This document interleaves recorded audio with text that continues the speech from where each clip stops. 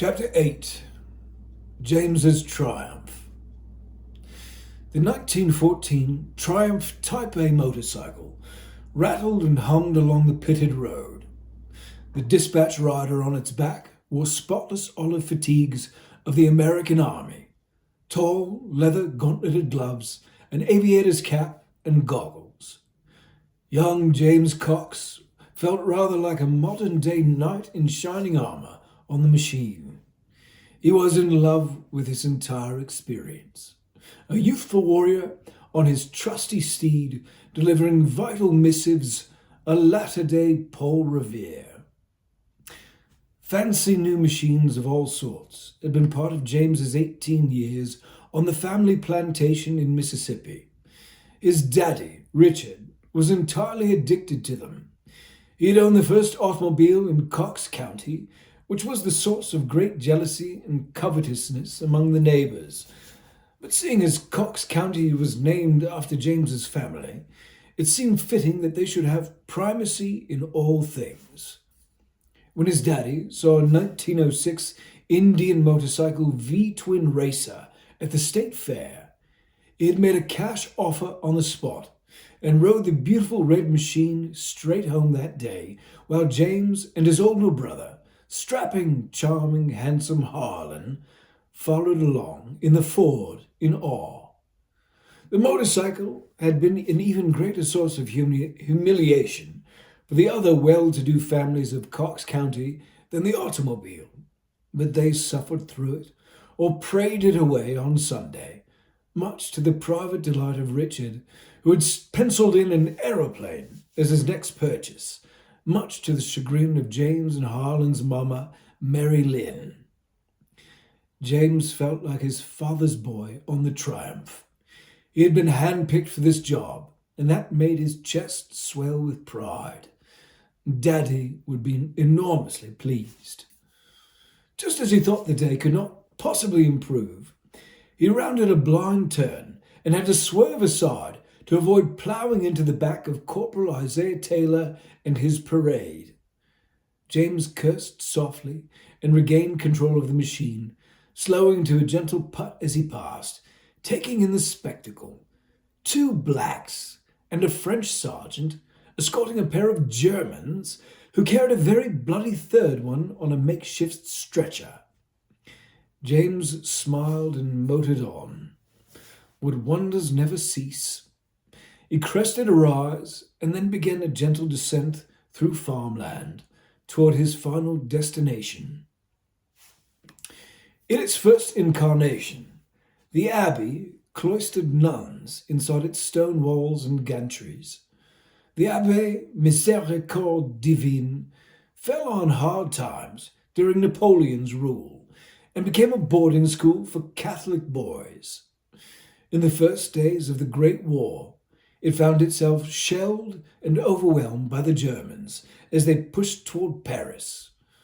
Only the miracle of the Marne in 1914, when the French poilus and the bold British Tommies stopped the Germans in their tracks, then shoved them backward, kept the Abbey from becoming home to German doctors and their patients.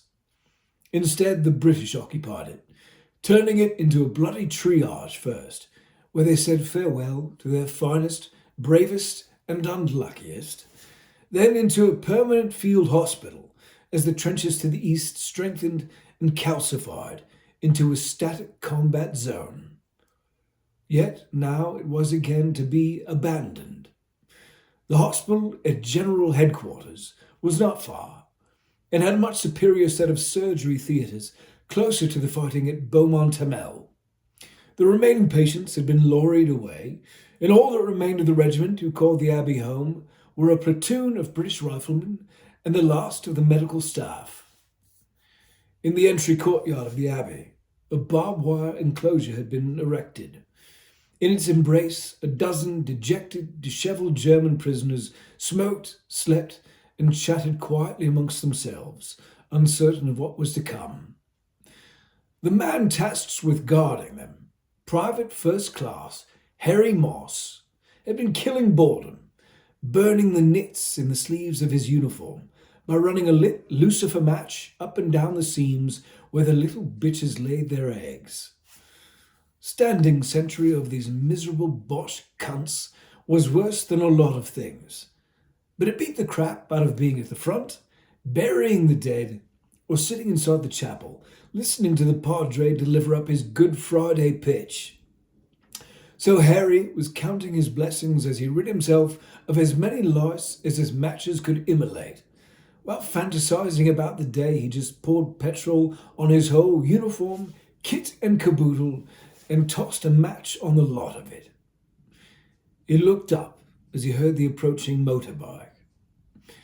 James Cox motored through the gates of the aid station on the single-cylinder machine and pulled to a stop on the cobbles. Harry watched the boy dismount with casual interest. Like James, he had always been an admirer of machines and machinery. It began with trains as a boy, the cranking steel wheels and screaming steam whistle, the black smoke from the coke burn in the engine, the chugging rhythm as the massive beast hauled itself down the tracks.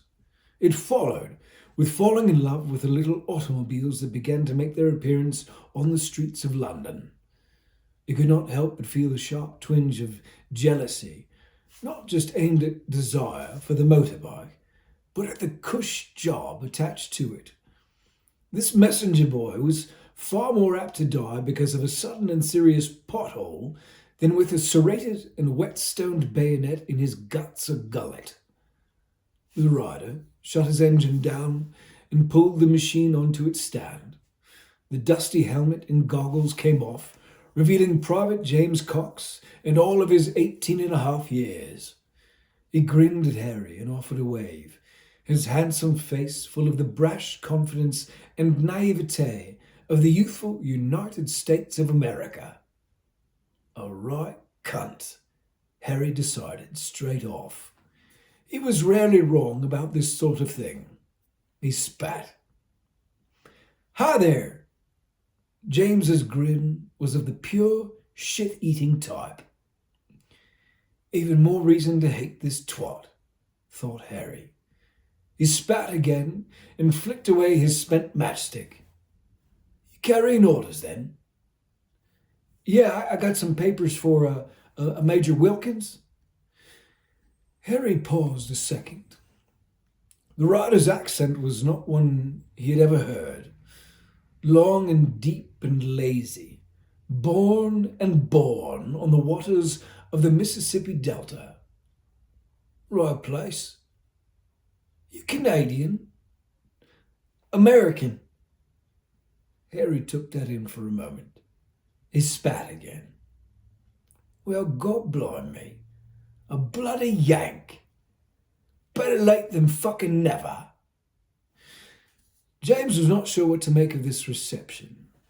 The foul language of the army was a new experience for him, but he smothered his discomfort with a smile. He'd been trying hard to be agreeable with everyone he met over here. His father had stressed that he'd do his best to fit in and carry his share of the load. Truth was, he'd just gotten off the troop ship a week past and had not quite the hang of understanding when British people were pulling his leg or being serious. To his mind, they did not really change their manner either way, so he had decided to assume that everyone was being earnest with him until proven otherwise. Less likelihood of misunderstandings that way than the other. I'm not late. I got here as fast as I could, right after I got the papers, James said. Harry laughed in his face. You're more than a bit thick, aren't you, mate? You and your pals are years late for this show. James felt the sting of Harry's bitterness, but did not understand the effrontery. He and his fellow Americans had sure done their part, by gosh, sending bushels of guns and gas and high-explosive shells to these people, and this was the thanks he got. James swallowed his anger and gave Harry a shrug and a smile. Harry had been hoping for a fight, any excuse to knock the chip off this little shit's shoulder, but the American did not bite. Harry hawked out another gob of spit. Major's in the Good Friday service. She'll be out soon. James still was not quite sure why the sentry was upset with him, but he nodded anyway. He looked across at the fenced-in prisoners. James had seen the looks on their faces before at livestock auctions, mostly in the faces of doomed cows. Are those Germans? The sentry rolled his eyes, muttering to himself, "Fucking Americans." He opened his matchbox, lit a lucifer, and returned to the satisfactions of murdering lice, leaving James alone with his pretty motorcycle and his dried dispatches.